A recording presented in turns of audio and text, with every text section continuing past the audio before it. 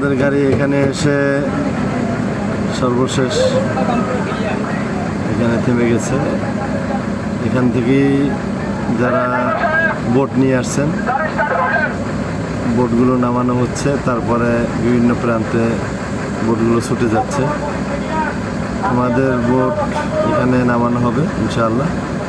এরপরে আশেপাশে প্রত্যন্ত অঞ্চলে আমরা যেভাবে পারি মানুষের কাছে যাব এবং আমাদের কাছে থাকা ত্রাণ মানুষের কাছে পৌঁছে দেবো ইনশাআল্লাহ।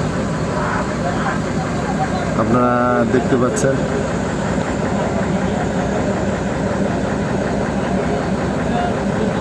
অসংখ্য ত্রাণ কর্মী এখানে আছেন, উদ্ধার কর্মীরা আছেন।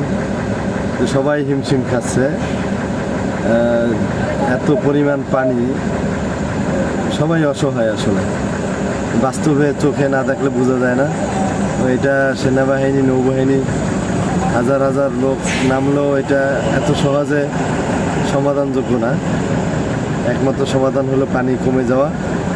আল্লাহ তাআলা তার কুদরত দিয়ে এই পানি কমানোর ব্যবস্থা করুন।